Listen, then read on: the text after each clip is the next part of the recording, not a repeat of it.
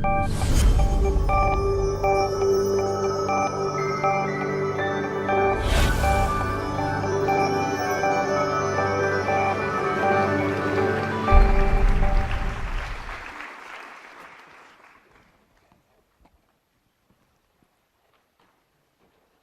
mother used to wake up even before birds announced a new day.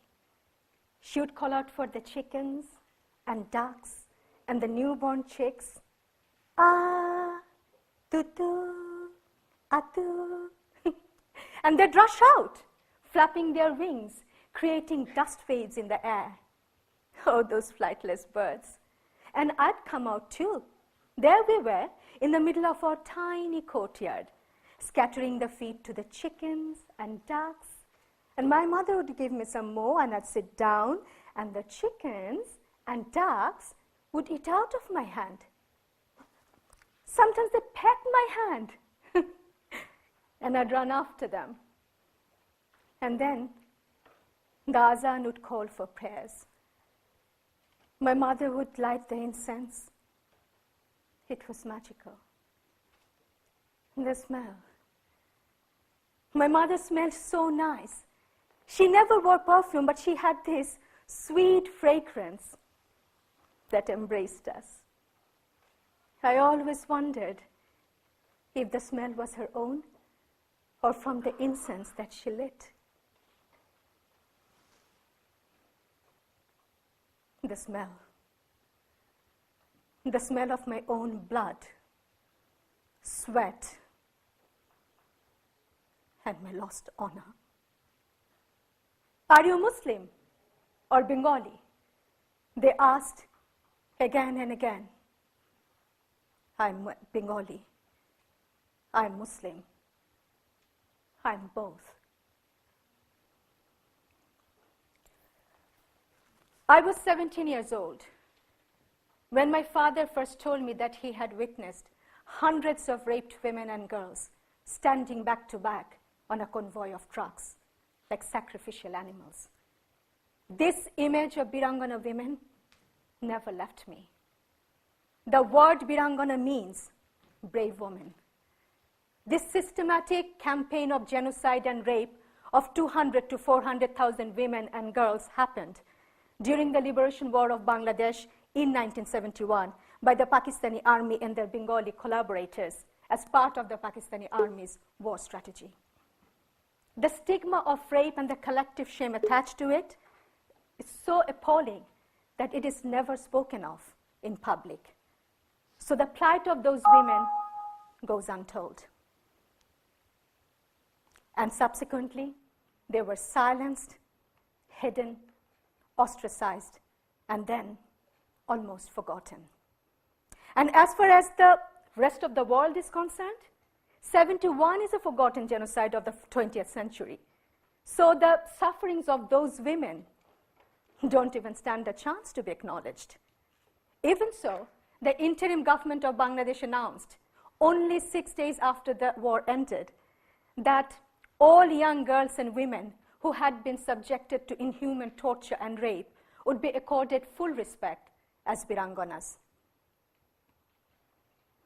This is very significant because, in spite of the stigma of mass rape, their plight was recognized by Bangladesh, a Muslim country, a phenomenon which remains globally unprecedented still now. Sourced by Dr. Nayanika Mukherjee. But after the assassination of the founder of the nation, Sheikh Mujibur Rahman, popularly known as Bangabandhu, everything went horribly wrong for them. I met 21 Birangona women in Sirajganj Uttoron Mohila Sangstha, a center near Dhaka, in 2010. It was nothing like I anticipated. Before meeting them, I remember trying my best to picture their faces, but I couldn't. I could not imagine them beyond the term Birangona. I filmed their account just to hold on to some of their stories.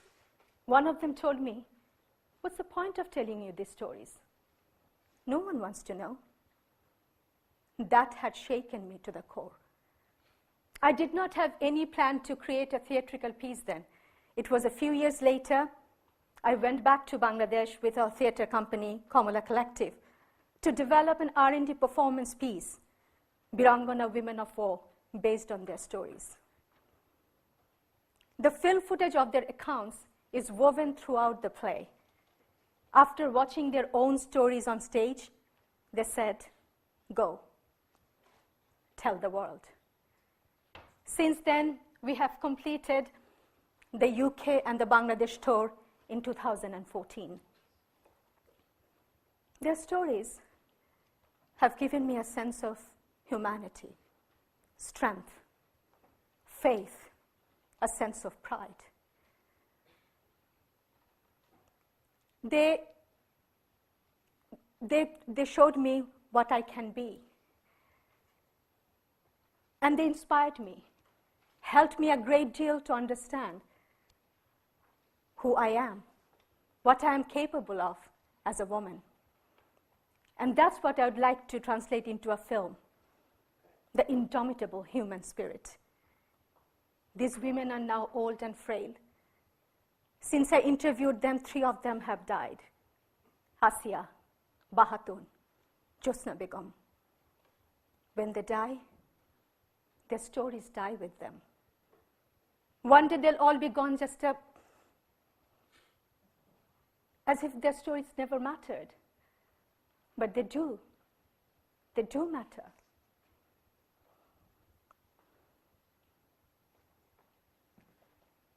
It is a terrible time. Villages were burned down. People were killed. Girls were taken away. My grandfather said, "They don't touch married ones. Marry her off. Marry her off." My husband wanted to join the resistance. He did not want to get married. He agreed though, my tamarind man. I remember the moment when my child came into my womb.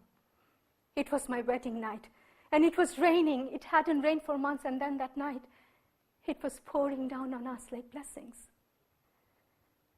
Slowly, I felt a presence of a new life. There was no morning sickness, no throwing up, no signs at all. I knew then it must have been a girl, because from an early age, we're made to learn how to hide ourselves, how to become invisible. But I still could feel her existence growing inside me, hidden underneath the layers of my sari. She was breathing, and I was breathing. We both were breathing, in and out, in and out, at the same time. Baba dragged us to hide in the pond at the back of our house. I felt a sudden cramp. A whole new person was then growing inside me, and we were both terrified. I looked at my husband. He rushed us too. "Cholo, cholo." He didn't know. I couldn't tell him about the baby. Only our noses were afloat, and our whole bodies under the dark water, clogged with water lilies and leaves fallen from trees. The water smelt of stealth. I never wanted to hide in the pond. I used to tremble and panic. I used to hold Baba's hand so tight that he couldn't let me go. "Baba, we live as long as we breathe. We live as long as we breathe. We live as long as we breathe." I have found more Birangona women from different parts of Bangladesh who want to tell their stories. We are currently now making a documentary film entitled Rising Silence, following the lives of 5 Birangona women. I want to know who these women are, because they are not only numbers, not a mere collective entity. They're real women. They're someone's daughter or sister or mother or lover or friend, or they're any woman. Each of them had a childhood. Each of them has a name, a story to tell. They want the world to know what had happened to them. They were not only raped, As if that wasn't enough. They saw their children being viciously murdered in front of their very eyes. Their husbands were killed. Their parents, families, they were raped in front of them. They lost their homes, their entire livelihood. Some of the stories are so brutal that you pretend as if you haven't heard them for the sake of your own sanity, as I did myself a number of times. As Maya Angelou so truthfully states, there is no greater agony than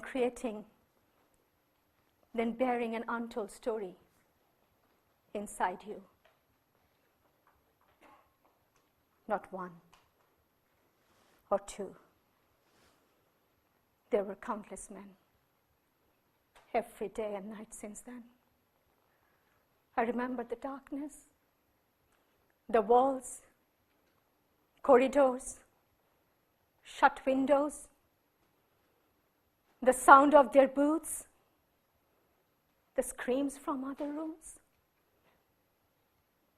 One day I heard a voice, a tender one.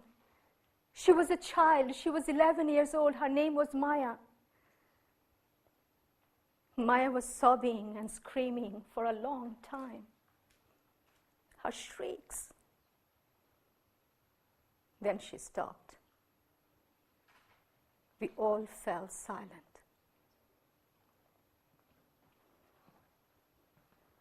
They want to break the silence. And I hope the film we are currently making, with Open Visor making her story and Jatrik, will be a small step towards achieving that. I would like to show how their lives have been since the war ended.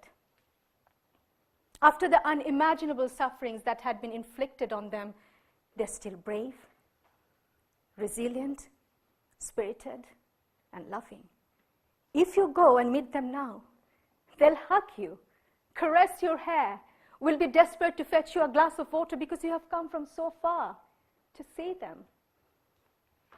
I'd also like to explore this in this film, where this enormous spirit, that enormous strength, fighting spirit to rise above extreme sufferings and still hold on to that sweetness of heart has come from. যদি তোর ডাক শুনে কেউ না আসে তবে একলা চলো রে, একলা চলো, একলা চলো, একলা চলো রে. If no one listens to your call, walk alone.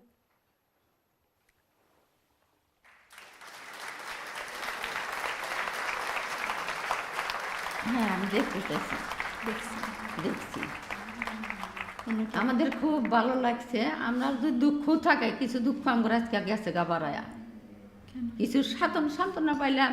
আমরা এইভাবে হচ্ছি, ছেলেরা শুনলো, সবাই শুনলো, কেউ তোর পথে পথে আমরা ওইভাবে কইব না, মানে একটু কম করতে পারে, ওইটার জন্য আমরা সান্ত্বনা পাইছি। বলি আপনাদের কথা কি বলতে পারছি? হ্যাঁ, ঠিক মতোই বলছেন, খুব ভালো বলছেন, ধন্যবাদ। আমরা সব খুশি হচ্ছি। টাকা দিয়ে যে খুশি না করছেন, আজকের কথায় আমরা সেই খুশি। অনেক এলা যন্ত্রণা আমগুলো বাড়াইছে, যখন লোকে শুনবো, রাস্তায় হাঁটলে আমাকে অত বলবে না কিছু, মনে হয় শুনলো তো আমরা তো জানো তো যাইতেই পারবো না, আঙ্গুরে রাস্তায় কাটা। আমরা একটা নির্যাতিত না না যখন অন্য একটা পুরুষ মেয়েকে হরণ করে, তার 14 পুরুষ নইরা করে যায়, দুনিয়ার শোভা আমরা। আপা আপা আপা আমার দিকে তাকান। এই দোষ কি আপনার ছিল? দূষিত না, আমরা তো পলানোর চেষ্টা নিছি। হ্যাঁ, পারা নাই, সেইটাই। তাহলে সুতরাং আল্লাহ ছাড়া কেউ বলতে পারে না। না না, বেহেশত আপনার যদি না হয় তাহলে কার হবে? আমরা কার হবে আমারে বলেন। আমরা তো দেখলি ও মাই মুক্তিযুদ্ধ সন্তান নাতিপুতিরা আবার বই নিয়ে যায়, কত তার টিটকারি, কত যন্ত্রণা। তখন দেশ বৈশা গেছে, এখন মনে করেন এখন আবার আলাদা পর্যায়ে গেছে। আমার কাছে ওরা কি মুক্তিযুদ্ধ বাহিরবে, ওরা মিশা কথা কইছে, ওরা ভালো না, হেতা কইছে, কয় আমরা মুক্তিযোদ্ধা। কত নাঞ্চনা বোন, আজ যে কইছেন ধন্যবাদ। আমার দেওয়ার মতো কিছু নাই, দিতাম আমার নাই কিছু। যে দিচ্ছেন সেটা সেটা এক আল্লাহ জানে কি দিচ্ছেন আমরা কিছু কিছু পারি নাই বোন, অনেক কিছু। খুব দুঃখ। আপনি যে শক্তিটা আমারে দেন, শক্তিটা আল্লাহ জানি, ওরা কোনো বোন তোমার শক্তিটা দেয়, দোয়া আমার- করি আল্লাহ জানি বেড়ে নিও দেয়।